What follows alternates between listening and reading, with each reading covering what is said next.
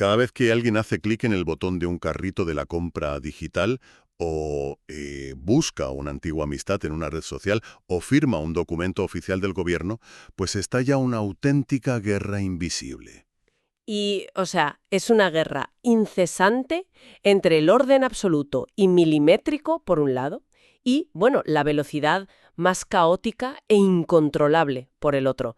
Porque es muy reconfortante pensar que la información digital es simplemente un archivo ordenado que espera pacientemente. Pero Pero, la realidad es otra, ¿verdad? exacto, la realidad subyacente es una batalla constante. Una batalla por mantener la integridad de los datos en un mundo que es totalmente propenso al caos. Y desmitificar cómo la humanidad organiza y protege toda esta información en la era digital es precisamente nuestra misión en la inmersión profunda de hoy. Para ello, contamos con una combinación de fuentes que, a primera vista, parece un cóctel imposible. Desde luego que sí. Sobre la mesa tenemos un exhaustivo cuestionario técnico de la Administración Pública Española, del INAP. También manejamos un denso tratado sobre la normalización matemática de bases de datos relacionales. Y, para contrastar todo esto, una tesina universitaria sobre la revolución de los sistemas no SQL. Y ojo, porque ese contraste es lo que hace que este tema sea apasionante. El hilo conductor entre un examen para funcionarios del Estado, un conjunto de teoremas matemáticos y el diseño de redes complejas de Internet es la imperiosa necesidad humana de estructurar la realidad. Claro, de darle sentido a todo. Eso es. Se trata de dar un sentido lógico a montañas de información, asegurando que un dato crítico sea exacto en el momento de mayor urgencia, o, bueno, decidiendo cuándo es aceptable sacrificar esa exactitud en favor de la pura velocidad. Vale, vamos a desgranar esto paso a paso. Porque para entender el caos moderno, primero hay que comprender las reglas estrictas que lo precedieron. Revisando el documento del INAP, resulta fascinante e incluso un poco desconcertante ver cómo se mezclan. Sí, es muy curioso. Es que en la misma página conviven preguntas sobre conceptos puramente legales, como la Ley Orgánica de Protección de Datos, con fundamentos puros del diseño físico del hardware, como la arquitectura de von Neumann de los años 40. Pues, aunque no lo parezca, esa mezcla tiene un profundo sentido filosófico y operativo. Un sistema operativo tradicional y la legislación estatal buscan exactamente lo mismo. ¿Qué es el control? Exactamente. El control estricto y secuencial. La arquitectura de von Neumann, por ejemplo, establece que una computadora procesa las instrucciones de forma secuencial, una cosa después de otra, pasando por una unidad central. O sea, no hay ambigüedad. Ya, todo muy ordenadito. Todo estructurado. Y el cuestionario del INAP refleja esto detallando infracciones muy graves, como la cesión no permitida de datos a terceros. Toda esa rigidez legal requiere herramientas tecnológicas que sean igualmente inflexibles. De ahí que el Estado exija protocolos de seguridad que no dejan margen de maniobra. En el texto hablamos de la criptografía SSL para sellar las comunicaciones o de las firmas electrónicas mediante el estándar XADS. Claro. Las fuentes mencionan hasta certificados emitidos por la Fábrica Nacional de Moneda y Timbre.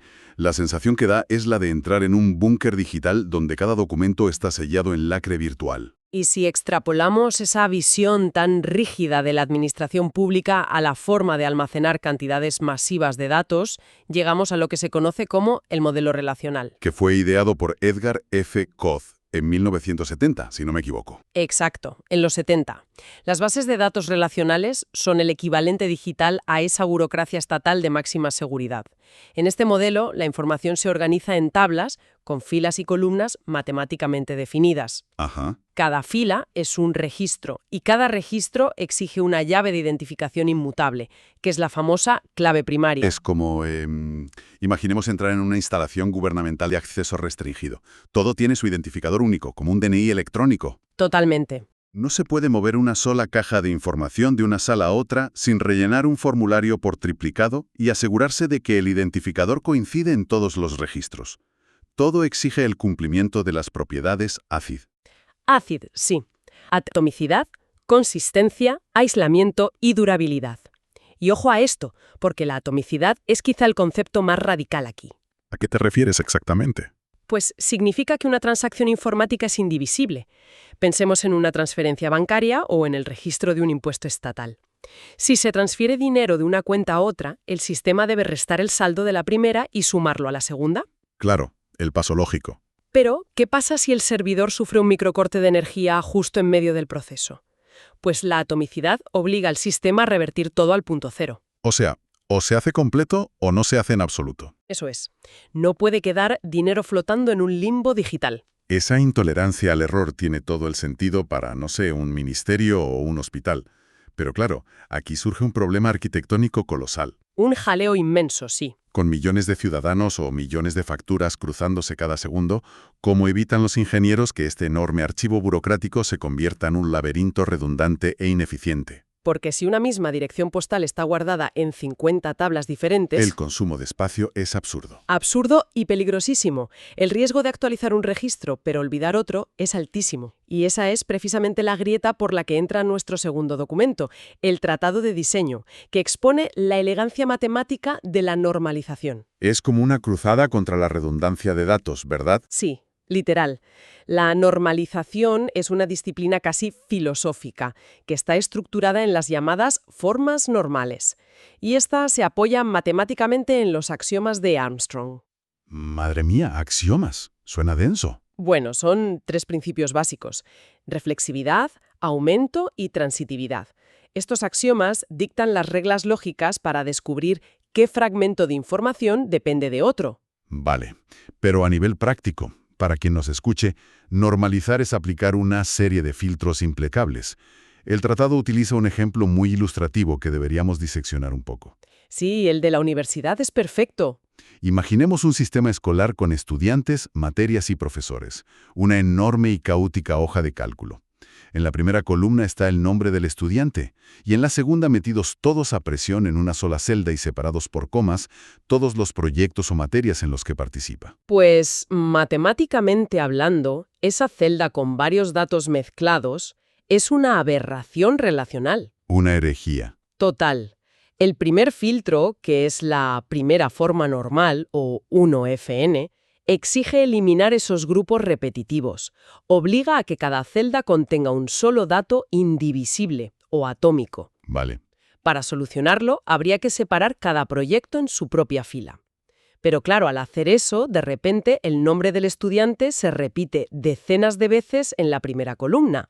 Creando un nuevo tipo de redundancia. Solucionas un problema y creas otro. Exactamente. Por lo tanto, el sistema nos empuja al siguiente nivel, la segunda y tercera forma normal.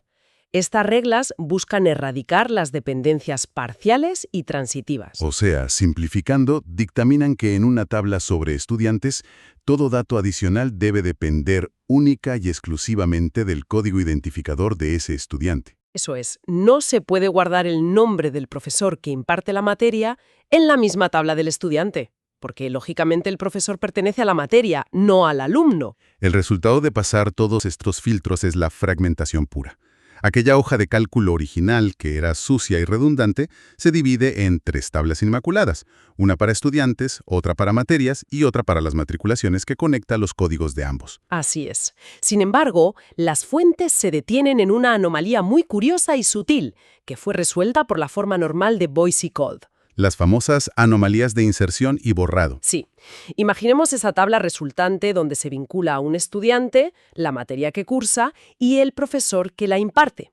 Supongamos que en esta universidad ficticia, cada profesor imparte una única materia específica. Vale. Si un estudiante llamado Pedro es el único matriculado en física cuántica con la profesora García, y Pedro decide darse de baja, el sistema borra esa fila. Lógico, Pedro ya no está. Sí, pero el problema colateral es gravísimo.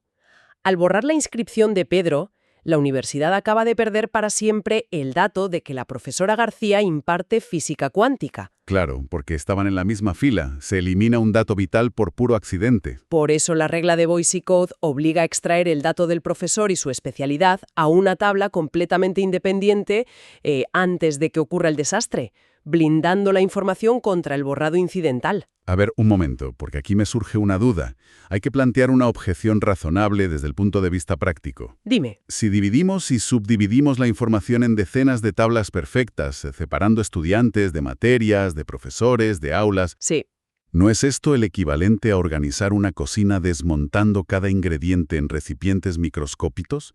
O sea, la sal en un bote diminuto, la pimienta en otro, el ajo en polvo en otro. Entiendo por dónde vas. A la hora de buscar un dato complejo o de cocinar un plato, no tardará el sistema una eternidad en juntar todas las piezas, abriendo 50 botes distintos al mismo tiempo. Pues has dado en el clavo. Ese es el mayor talón de Aquiles del modelo relacional.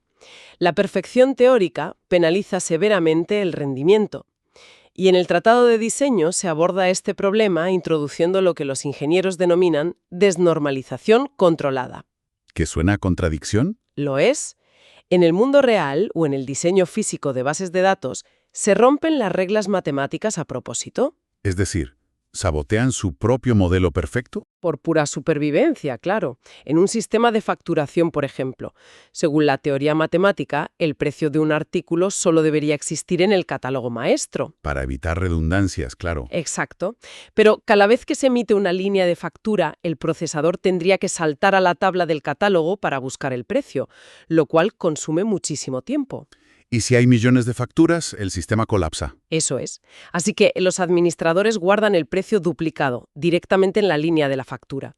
Asumen el riesgo de que, si el precio cambia en el futuro, haya una inconsistencia teórica, pero ganan una velocidad inmensa en las consultas actuales. Y esa necesidad imperiosa de velocidad es lo que lo cambia absolutamente todo, porque no tener que unir decenas de tablas y abrir decenas de botes, volviendo al ejemplo de la cocina, cada vez que alguien carga una página web, se convirtió en un asunto de vida o muerte. Sobre todo con la explosión de Internet. Claro, la llegada del Big Data supuso un volumen astronómico de datos, una variedad caótica de formatos y una velocidad de generación vertiginosa. Y ese archivo gubernamental tan estricto y burocrático, pues simplemente comenzó a colapsar bajo el peso de su propia burocracia. Y eso abrió la puerta de par en par a una revolución absoluta de la arquitectura de la información que está documentada en nuestra tercera fuente, la Tésina sobre la revolución no SQL. O Not Only SQL, no solo SQL. Exacto. Estas siglas representan un cambio de paradigma brutal. El volumen masivo de datos de Internet obligó a la ingeniería mundial a abandonar ese esquema tan rígido y buscar formas de, digamos, estructurar el caos sin asfixiarlo. Y el concepto técnico central para entender por qué las bases de datos relacionales no podían dominar Internet es un postulado matemático conocido como el teorema CAP. El teorema CAP es fascinante. Aborda la realidad de los sistemas distribuidos. Porque, a ver, hoy en día la información no vive en una sola máquina, en un sótano ministerial. Ojalá fuera tan sencillo. Vive replicada en miles de servidores o nodos conectados en red por todo el mundo. Y el teorema estipula que en un entorno así es matemáticamente imposible garantizar tres características al mismo tiempo ante un fallo de la red: consistencia, disponibilidad y tolerancia a particiones. Tienes que sacrificar una sí o sí. Matemáticamente, sí. Repasemos cómo encaja esto con lo anterior. El modelo relacional tradicional eligió la consistencia. Los datos siempre tienen que ser 100% precisos en todos los nodos, incluso si eso significa que el sistema entero se bloquea y deja de estar disponible temporalmente. Pero los sistemas no SQL cambian de bando. A menudo eligen la disponibilidad y la tolerancia a particiones convirtiéndose en sistemas AP. O sea, contrarrestan el rígido modelo ACID del que hablamos antes. Exacto. Contrarrestan la atomicidad y consistencia absoluta con un nuevo enfoque, el modelo BASE. Sus siglas refieren a disponibilidad básica, estado blando y consistencia eventual. Consistencia eventual. Sí, se asume que eventualmente, cuando la red se estabilice, todos los datos cuadrarán en todos los servidores, pero la prioridad absoluta y primordial es que la plataforma siga respondiendo a los usuarios. Llevando esto a una analogía del mundo real, pensemos en una cadena internacional de comida rápida durante un apagón en el sistema central de telecomunicaciones. Si funcionaran bajo el estricto modelo relacional, los restaurantes cerrarían sus puertas inmediatamente, incapaces de validar si el inventario global cuadra al milímetro. Menuda ruina. Total. En cambio, bajo el modelo no SQL, el restaurante sigue sirviendo hamburguesas, priorizando la disponibilidad y tolerando el caos temporal de la partición de red. Claro. Quizás durante 5 minutos el sistema central refleje un stock erróneo o entreguen un pedido un poco distinto, pero el servicio no se interrumpe. Y para los gigantes tecnológicos actuales, esa falta de consistencia temporal no solo es aceptable, es que es su modelo de negocio. Para una red social masiva, por ejemplo, es preferible que un usuario vea un número desactualizado de me gusta en una publicación durante unos segundos. A que la aplicación entera colapse intentando sincronizar esa interacción en los servidores de 5 continentes a la vez. Totalmente. Ahora bien, dado que NoSQL no es un único programa de software, sino un paradigma paraguas que abraza esta flexibilidad, la Tessina desglosa este universo en diferentes modelos. Se han diseñado arquitecturas completamente distintas para solucionar problemas radicalmente diferentes. Son formas distintas de organizar el caos, abandonando el formato de tablas y filas. Y no se trata de una evolución lineal, sino de usar herramientas especializadas. Por ejemplo, si el principal obstáculo es la necesidad de una velocidad de reacción casi instantánea, la respuesta tecnológica es el modelo de clave-valor. Motores como Redis o DynamoDB operan bajo esta lógica, sí. Son el equivalente informático al servicio de guardarropa de un teatro inmenso. Ah, buena analogía. No hay formularios complejos ni cruces de datos. Un usuario entrega un abrigo y recibe un número, que es la clave. Vale. Cuando quiere recuperarlo, entrega el número y recibe el contenido exacto de vuelta. El valor puede ser cualquier cosa, desde un simple número hasta un bloque entero de código de sesión de usuario. Y al no existir tablas ni dependencias, pues la extracción de los datos se realiza en microsegundos. Entiendo que son fundamentales para gestionar, no sé, carritos de compras efímeros o mantener sesiones activas. Exacto, para cosas que requieran velocidad pura. Pero, ¿qué ocurre si el problema no es solo la velocidad, sino la irregularidad de la información? ¿Qué pasa si los datos no encajan en una estructura uniforme? Ahí es donde la burocracia relacional falla por completo y donde entran las bases de datos documentales, lideradas por tecnologías como MongoDB. Aquí la unidad fundamental no es una fila, sino un documento, a menudo formateado en lenguajes como JSON. ¿Y cómo visualizamos la diferencia para que nos escuche? Pues en una tabla tradicional, si una persona tiene una mascota, toda la base de datos te obliga a tener una columna para mascotas. Si 1.000.000 de personas no tienen mascota, el sistema almacena 1.000.000 de huecos vacíos que son inútiles. Ocupando espacio a lo tonto. Claro. En cambio, el formato JSON funciona como una carpeta flexible llena de notas adhesivas. Un documento de usuario puede contener etiquetas de nombre y mascota, mientras que el siguiente documento puede contener solo nombre, email y color favorito. Y el sistema no se rompe y no hay espacios vacíos forzados. Exacto. Esta maleabilidad las hace indispensables para gestores de contenido de noticias o tiendas online con catálogos enormemente variados. Sin embargo, si el reto principal es el puro volumen analítico, digamos, procesar las lecturas de los contadores inteligentes de la luz de un país entero durante un año entero, el modelo documental también se ahoga. Sí, ahí se quedaría corto.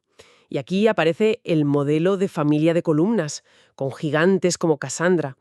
Este enfoque le da la vuelta a la arquitectura de von Neumann de procesamiento secuencial por filas de la que hablamos antes. O sea, cambia las reglas del juego otra vez. Sí. Si alguien necesita calcular el promedio de consumo eléctrico de una ciudad, un sistema relacional tradicional obliga al disco duro a leer cada registro de cada usuario de principio a fin, ignorando los campos irrelevantes de nombre o dirección, solo para extraer el dato de consumo. Un despilfarro de recursos y de tiempo. Total.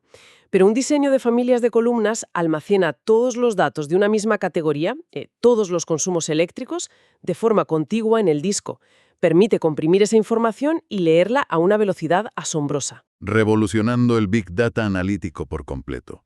Y todavía nos queda un cuarto modelo, que aborda un problema totalmente distinto. ¿Qué sucede cuando la información más valiosa no es el dato en sí mismo, sino cómo está conectado con el resto de datos? Aquí entramos en mi territorio favorito. Las bases de datos de grafos, con herramientas como Neo4j. Sí, este modelo abandona cualquier intento de imitar archivos de oficina y aplica la disciplina matemática de la teoría de redes. La información se almacena en nodos, que serían, las entidades o personas, y aristas, que son las líneas que conectan esos nodos definiendo la relación exacta. Lo cual soluciona el problema de las búsquedas indirectas masivas. Imaginemos que en una base de datos relacional queremos encontrar a una persona en Madrid a la que le guste el jazz y que además sea amigo de un usuario específico. Tela marinera. Hacer eso en relacional requiere cruzar decenas de tablas con un coste computacional inmenso. Un motor tradicional podría tardar horas ejecutando cálculos cruzados para responder a eso. Y con grafos. Un motor de grafos resuelve esa misma consulta en milisegundos. Milisegundos. Sí, porque no cruza tablas buscando coincidencias. Simplemente viaja a través de las líneas de relación que ya están trazadas desde el momento en que se guardó el dato. La relación es la estructura misma. Es alucinante. Sistemas de recomendación en plataformas de vídeo o algoritmos de sugerencia de amistades serían física y económicamente imposibles de mantener sin esta arquitectura. Totalmente imposibles. Es asombroso detenerse a observar la perspectiva completa de este recorrido. Hemos partido desde el concepto más rígido imaginable, las normativas burocráticas del Estado, la necesidad de que la información sea inmutable y los estrictos teoremas de normalización de Codd en los 70s. Y hemos comprobado cómo el peso aplastante del Big Data y, las limitaciones físicas del teorema CAP resquebrajaron esa rigidez. Obligaron a la ingeniería mundial a replantear el manejo del caos, desarrollando desde diccionarios ultrarrápidos hasta redes de grafos que imitan cómo el cerebro humano asocia ideas. Todo este trayecto demuestra un ingenio monumental para asegurar y explotar el recurso más importante de este siglo. Pero a pesar de tanta sofisticación técnica, las conclusiones de la tesina universitaria dejan entrever un vacío un tanto preocupante. ¿El vacío teórico? Como ingeniera te digo que es un problema estructural profundo. Cuéntanos sobre eso. Pues mientras que el mundo relacional cuenta con las reglas universales dictadas por teóricos como Codd, en el universo expansivo del no SQL, hoy por hoy no existe un proceso de diseño estandarizado y académico. Es decir, la tecnología ha ido por delante de la teoría. Muchísimo más rápido. Los motores de almacenamiento han evolucionado a una velocidad de vértigo, dejando muy atrás a la teoría matemática que debería respaldarlos. Es el equivalente a levantar metrópolis enteras de rascacielos sin disponer de un manual de arquitectura común. Tal cual. Los ingenieros de hoy se ven abocados a improvisar arquitecturas sobre territorios inexplorados. Toman decisiones críticas basadas más en ensayo y error que en metodologías formales comprobadas. Es una época de pioneros, desde luego. Pioneros audaces, sí, pero conlleva un riesgo de fragilidad en los cimientos del Internet moderno que a menudo pasa totalmente desapercibido. Y ese riesgo nos deja una última semilla para la reflexión. A lo largo de este análisis de hoy, hemos visto cómo las herramientas que organizan nuestro mundo están mutando. Han pasado de ser archivos inmutables y jerárquicos, diseñados como ministerios burocráticos, A convertirse en redes fluidas, claro. redes fluidas, tolerantes a la imperfección y basadas en asociaciones libres. Y yo me pregunto si, cada vez que interactuamos en la red, estamos participando en esta evolución masiva hacia estructuras de datos que imitan las redes neuronales. Está la forma en que el software almacena los datos moldeando, en secreto, la forma en que operaremos y pensaremos como sociedad en el futuro. Es una pregunta inquietante. Desde luego, esa arquitectura invisible, ese caos organizado, es el terreno donde se está escribiendo realmente nuestra historia.